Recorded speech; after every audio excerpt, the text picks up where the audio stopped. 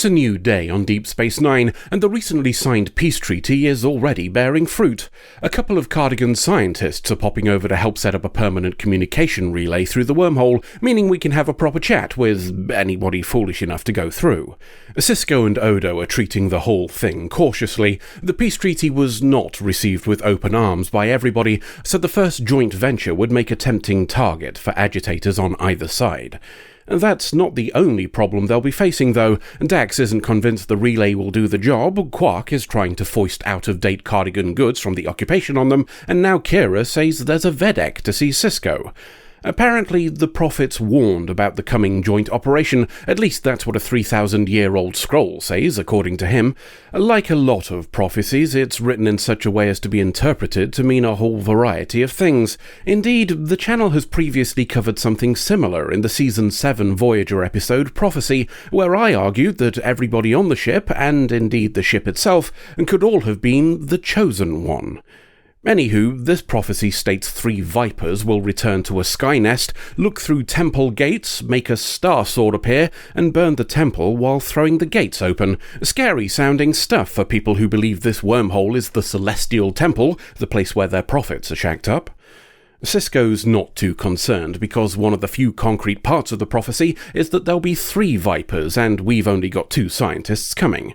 Still, this Vedek and his followers might cause shit, so we're going to keep an eye on them. Our guest scientists arrive, and we go through the motions of formal diplomatic greetings before getting down to work. O'Brien seems of a similar opinion to Dax on this whole thing actually working, us having tried something along the same lines previously. Still, maybe they're bringing something new to the table. Or maybe their other colleague will provide something special, the one that's arriving later on today, the one that'll take their little group to a total of 3. Odo has discovered something interesting. Our catastrophe-claiming Vedek got chucked out of the priesthood a few months back. Whilst not the officially listed reason, Odo's heard that he made some very loud, very negative noises about the Cardigan peace treaty.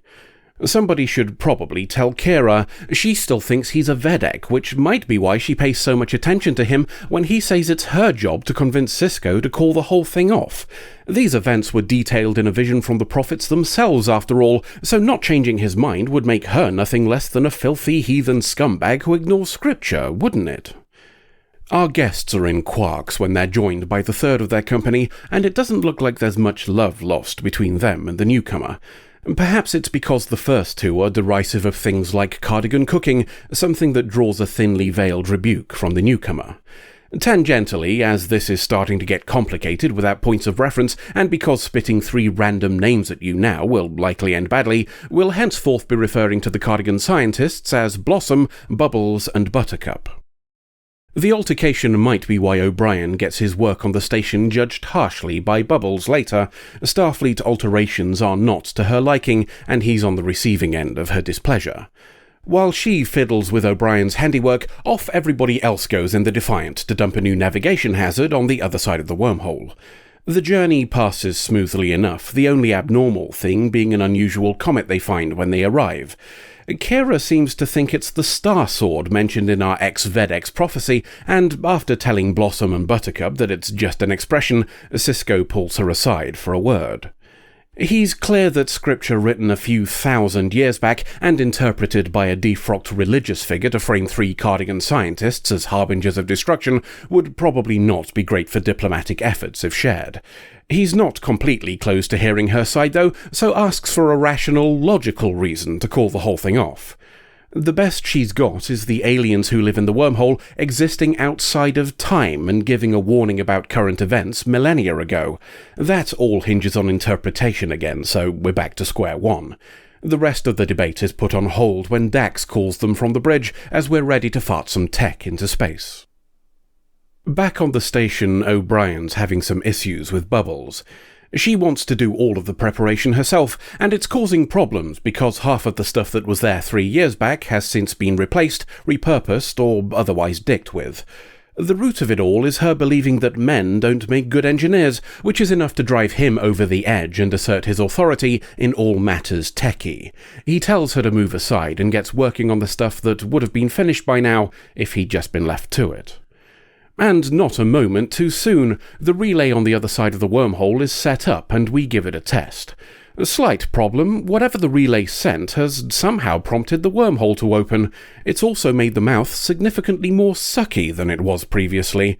We shut everything down and the wormhole closes and goes back to normal, but the brief change has caused another slight problem. That unusual comet we saw, the one Kira thinks is a sky sword, has changed course and is now aimed right at the wormhole. And that's not good news, as the reason it's unusual is because it's chock full of stuff that'll bugger the wormhole up if it gets inside. We scarper back to Deep Space Nine to figure out what happened and think up a plan. Apparently, this possibility was something the Cardigan scientists had predicted, but the probability was so low that they didn't bother mentioning it.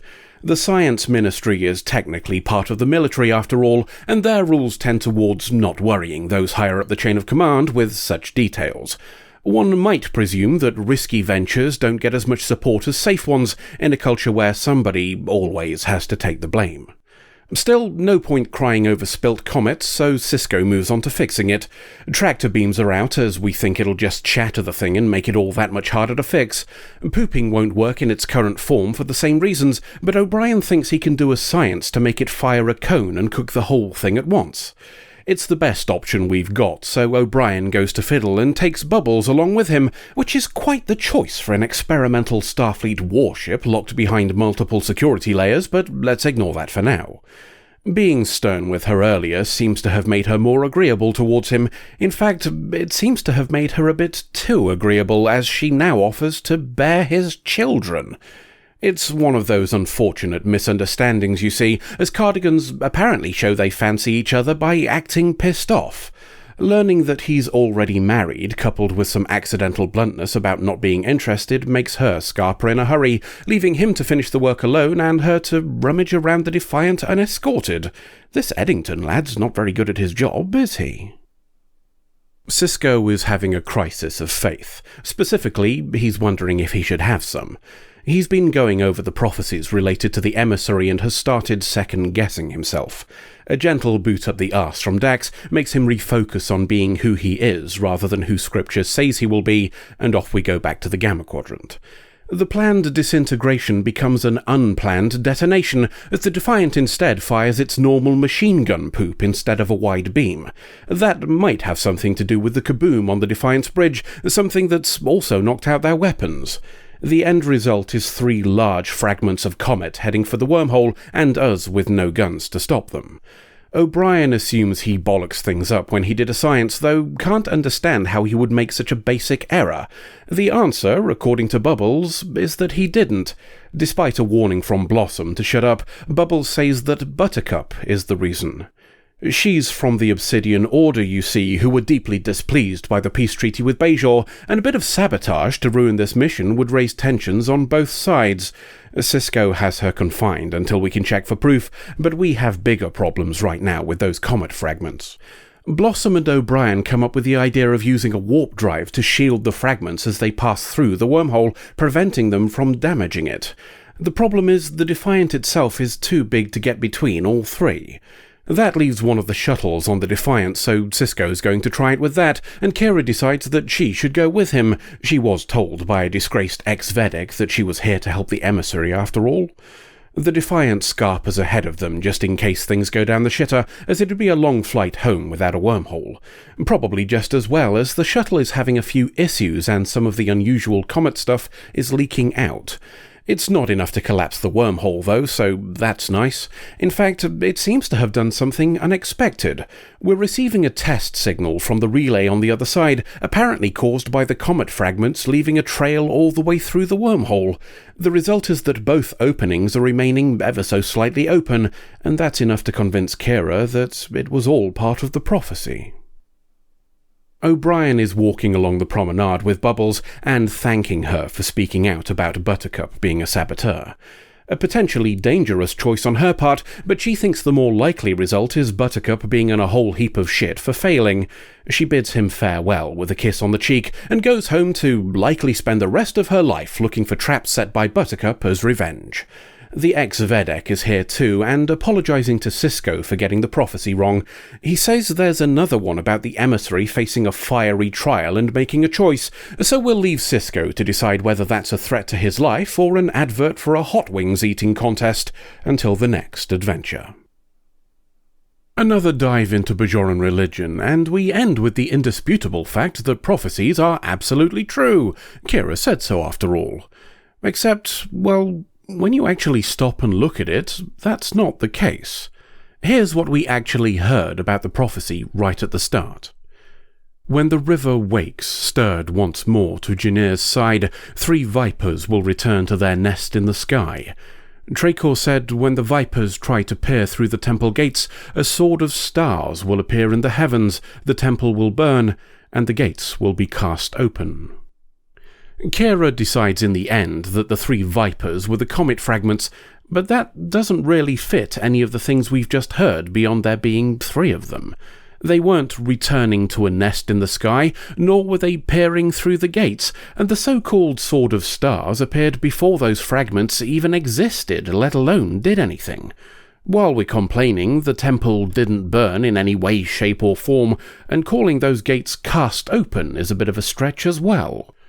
All of which could be enough to make a viewer think the story was utter nonsense, and that would be a valid conclusion, but if we're generous, there is another one. Prophecies are clung to by people looking for confirmation bias. They're a lot like conspiracies in a way. It doesn't matter how many parts of it are proven wrong, how many inaccuracies are uncovered. As long as one part is true, or close enough that they can convince themselves it was, the rest will be overlooked. So it doesn't matter that the overwhelming majority of the prophecy is complete arse gravy. Some bits of reality sound like some bits of scripture, and that's enough to make a connection. In that sense, the episode's story could be an accurate representation of the elastic mindset often seen in such situations. Frankly, I think that's a very generous overthinking of what the story was actually trying to do, but we're here to consider options, so it's worth mentioning. It's also worth considering that we don't have any data on the failure rate of this lad Tracor and his predictions. Our prophecy of the day might have hit, if we're being particularly loose with the facts and look at it through enough filters, but how many others have missed? Without this information, we can't make any calls on whether this is a success, or just the inevitable result of throwing enough darts at a very vague board.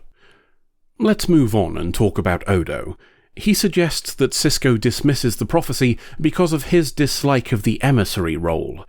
It's a fair point, as we're all influenced, to a greater or lesser degree, by personal opinion. His own disdain for the responsibilities forced on him is certainly a potential threat to his impartiality. Indeed, he knows these beings don't operate along linear time like we do better than anybody, so from a purely scientific point of view, he should be one of the most open to the idea of prophecy being a potential result of time fuckery. To be fair to Sisko, he doesn't reject Odo's suggestion outright, and genuinely gives it some thought and introspection. That makes it another example of leaders who listen, and worthy of some points as a result. We'll end on something incidental, but that potentially has some curious consequences. The bits between Bubbles and O'Brien tell us that irritability is a signal of physical attraction in cardigans. Just a curiosity in isolation, though very interesting when applied elsewhere. Does this mean Dukat was actually the horny bastard all along, and plain simple Garak, with his very friendly demeanour, is actually the most chaste cardigan who ever lived? While we're on the topic of attraction, it's a bit odd that Bubbles was interested in the first place. Not in a physical or mental way, but from pure self-preservation.